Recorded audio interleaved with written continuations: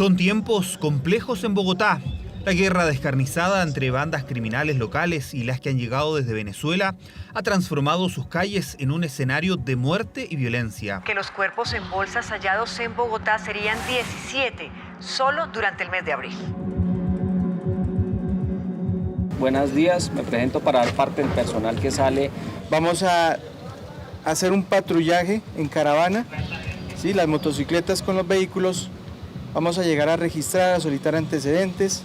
24 horas acompañó a la policía de la capital colombiana en un operativo por Kennedy, la localidad más peligrosa de Bogotá, donde estaba enquistada parte importante del Tren de Aragua, hasta la detención de varios integrantes en octubre pasado.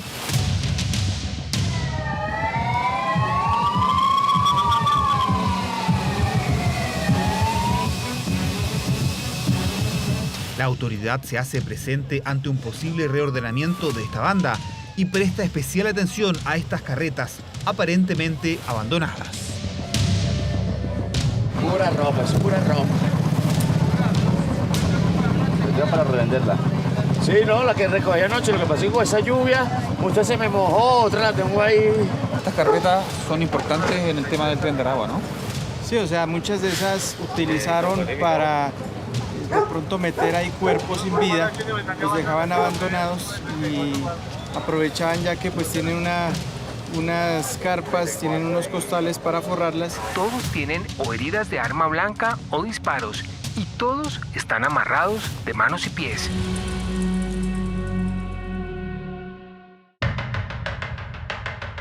En total se encontraron 19 personas brutalmente asesinadas en Bogotá durante el 2022, abandonadas y envueltas en bolsas, varias al interior de estas carretas. Un nivel de violencia y sangre que se dio por el choque de poder, el ingreso de bandas venezolanas como el Tren de Aragua a una tierra con tradición criminal como Colombia, el segundo país con más organizaciones delictivas del mundo. Llegan al terreno y absorben las organizaciones criminales colombianas que se dedican al microtráfico, a la extorsión, al secuestro, a la tortura. Pero también generan disputas con organizaciones. Si no trabajan con ellos, criminalmente hablando, se convierte eso en una disputa.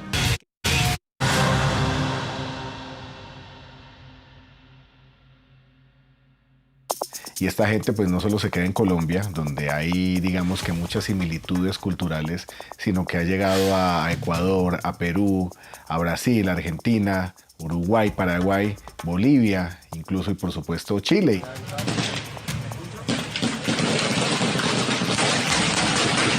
El origen de la banda que atemoriza a América Latina está en la cárcel de Tocorón, ciudad de Maracay, en Venezuela. Le dicen la Casa Grande y si en sus inicios tuvo 300 reos, ahora ha llegado a tener sobre los 7.000. Un búnker para el tren, en su interior hay juegos infantiles, cajeros automáticos, piscinas y una discoteca donde se realizan fiestas permanentemente.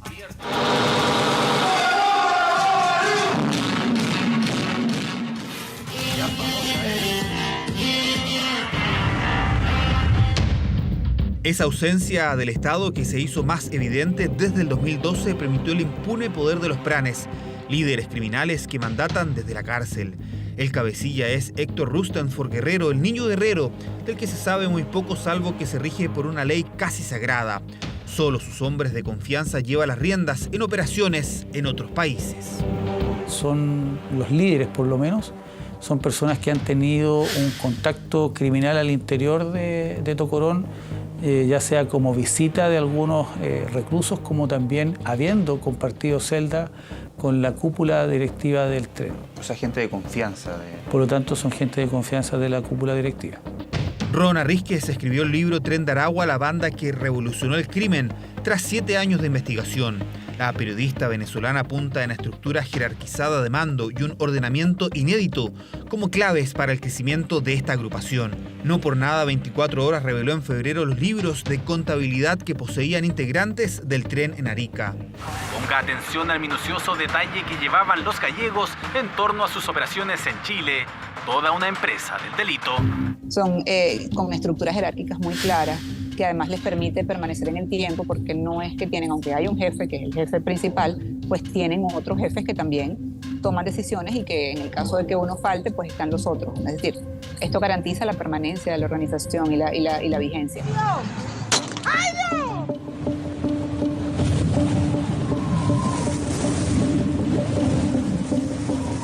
Bueno, la razón por la que se instalaron con facilidad en Chile es porque Chile no tenía grupos grandes de crimen organizado operando con fuerza o instalados en ese país. La información oficial que se da en la institución fue por medio del conocimiento de ciertos delitos que se estaban atribuyendo a este grupo, y eso comienza a darse ya durante el año 2021. En un sector aledaño a la toma se encontró un cadáver enterrado.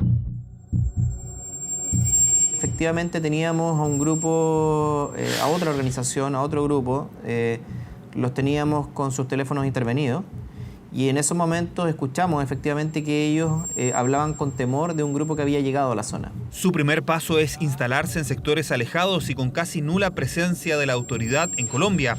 Como vimos, se enquistaron en barrios pobres, en Perú ingresaron a las zonas marginales del Callao, y en Chile su primer lugar de dominio fue el Cerro Chuño en Arica. Desde su llegada han instalado sus plazas de norte a sur en las urbes más relevantes de Chile. Así comenzó a operar el Tren de Aragua en nuestro país, en una influencia que se ha extendido por las principales ciudades del país, incluyendo un preocupante crecimiento en los últimos tiempos en el corazón de la capital, específicamente en las comunas de Estación Central y Santiago.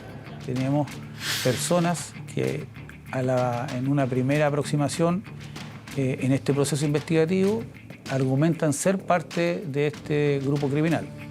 Pero como está dentro de un proceso de investigación de largo aliento, hay que ir comprobando si efectivamente esto resulta, porque también se ha detectado con nacionales venezolanos que argumentan ser parte del Tren de Aragua porque resulta no serlo finalmente. El antecedente para la capital de Chile no es bueno. En Bogotá, la policía presta atención a barrios marginales ante un posible empoderamiento de agrupaciones extranjeras. De hecho, en pleno reporteo fuimos parte de varias detenciones. Sí, están haciendo ayuda el personal de acá. 35-93. Al parecer intentaron agredir ahí a los policiales. Adelante porque yo me ahogo, es que yo me ahogo.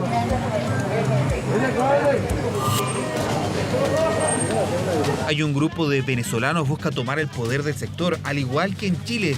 Barrios con mucho movimiento de comercio informal, con indigencia y microtráfico, podrían ser el punto de inicio para una criminalidad mayor. El consumo prolifera mucho el microtráfico en este sector. Y de ahí va subiendo a bandas. Ya sea bandas, ya se convierte en un tema más grande como de narcotráfico, porque empiezan a traer toda esa mercancía, esas sustancias a estos sectores para expenderlo. Delinquen en sitios vulnerables, donde hay personas que son instrumentalizadas por estas organizaciones, donde hay consumo de droga, donde hay, digamos, facilidades precisamente para camuflarse en esos entornos. Ellos tienen una de sus virtudes es que tienen una gran capacidad de adaptación y además identifican qué negocio puede serles rentable según el país en el que van entrando. Uno de los delitos que es como yo diría que no sé si su principal fuente de ingresos, pero sí es uno de sus delitos más importantes, o sea, lo que les genera rentas como permanentes, que es la extorsión.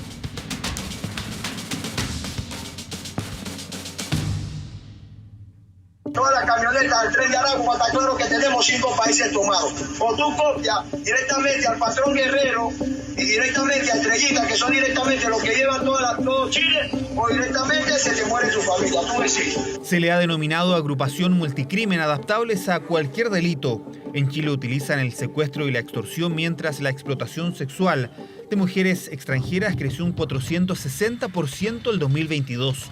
Los homicidios, principalmente en el norte, llegaron a una cifra nunca vista. 43 personas fueron asesinadas en Arica el año pasado. Pero hay un hecho que intriga particularmente a la policía. El Tren de Aragua tiene como principales víctimas a sus propios compatriotas, tanto trabajadores como otros delincuentes. Tratan de manifestar que los problemas son entre ellos porque son problemas que se han generado, bien sea en el país de origen o bien sea acá en el país de destino transitorio, a partir de discusiones, desavenencias económicas, algunos ajustes de deudas pendientes que tienen en esta intención permanente que hay de préstamos ilícitos, usura y otras figuras comerciales que los involucran solamente a ellos. Pero en sus formas de operar hay algo que les permite ser reconocidos rápidamente: el uso de la violencia y el hecho de que registren estos episodios violentos en teléfonos y redes. 24 horas tuvo acceso a secuencias que grafican la crueldad de esta agrupación en Colombia. Son personas criminales violentos que a través de los videos, practicando tortura, practicando los homicidios, dejan mensajes criminales a las organizaciones. Y es así como generan temor, generan miedo. En uno de los barrios más peligrosos de Bogotá y de Colombia, la crueldad y violencia del Tren de Aragua se puede ver reflejada en lo que hicieron en este edificio que alguna vez estuvo totalmente pintado de negro. Este centro de torturas y asesinato que encontró Semana en la calle 38. Le denominaron el Hotel Negro porque aquí torturaban a personas e incluso les daban muertes terribles. También extorsionaban y traficaban a su antojo, al igual que en Chile. Varias de sus víctimas eran venezolanas. En esta residencia el año pasado se presentaron una serie de homicidios donde lastimosamente estos grupos delincuenciales aprovechaban estas habitaciones, estos lugares, para descuartizar cuerpos o para torturar personas. Los expertos hablan de instrumentalización de los cuerpos, es decir, entregar un mensaje con estos homicidios violentos. Una dinámica que también instalaron en Chile con una casa de tortura en el Cerro Chuño, donde se encontraron los restos de un hombre que fue enterrado, probablemente vivo. Personas que ejercían la prostitución, por ejemplo, que no querían pagar la cuota semanal que les cobraban, fueron secuestradas y llevadas a esa casa. Y en ese lugar, efectivamente, cuando realizamos el procedimiento en junio del año 2022, encontramos una persona, un cadáver en el lugar. Sabemos que hay más cadáveres enterrados, pero desgraciadamente hemos dedicado jornadas completas a remover otros lugares, pero todavía no hemos dado con el paradero de ellos.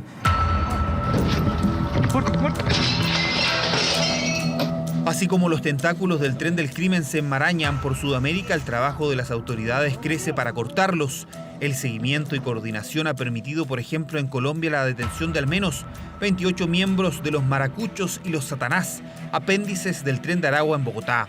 Presuntamente hace parte de una organización dedicada al homicidio, extorsión, tráfico de estupefacientes y otros delitos. En Perú recientemente fueron capturados más de 60 integrantes de los injertos del Tren de Aragua, mientras en Chile se detuvo en un golpe letal para la organización a 44 componentes de la facción Los Gallegos, entre ellos a uno de sus líderes. Los países tenemos que ser capaces de actuar de una forma similar y la única forma que podemos hacerlo es coordinándonos. Con Perú hemos tenido bastante buena coordinación. Hay muchos procedimientos que han nacido o que han visto la luz en esta región que han salido adelante por información que hemos obtenido desde el país vecino. Y el conocimiento es que se han extendido precisamente con las mismas modalidades a diferentes países de Latinoamérica. Ahí hay un trabajo de Interpol, de Ameripol, muy interesante, precisamente a través del intercambio de información para lograr desarticular las organizaciones no solamente en Colombia, sino en otros, otros países de Latinoamérica. Una coordinación que resulta fundamental ante una banda que adquiere poder y contactos en distintas cárceles del continente. No se descarta su posible vínculo con otras organizaciones criminales internacionales como el Cartel de Sinaloa y el PCC, el primer comando de la capital, una agrupación delictiva de Sao Paulo. A eso se agrega otra arista preocupante. Al menos en Colombia fueron detenidos varios integrantes de la policía corrompidos por el Tren de Aragua. Agentes corruptores, los denominamos así, a integrantes de organizaciones criminales que a través del dinero, ofrecen dádivas o dinero, recurso a los policías. Desafortunadamente aquí se nos presentó esa línea específica de corrupción. Bien es cierto que otra característica que singulariza a las organizaciones criminales es efectivamente su intención, su capacidad de poder corromper a las autoridades, no tanto policiales, sino también autoridades políticas, autoridades judiciales, gubernamentales que tienen los países, por medio de este fin que es lograr la impunidad. Entonces, ante ello, nuestros escenarios también se encuentran definidos, nuestros sistemas de control interno se encuentran permanentemente trabajando.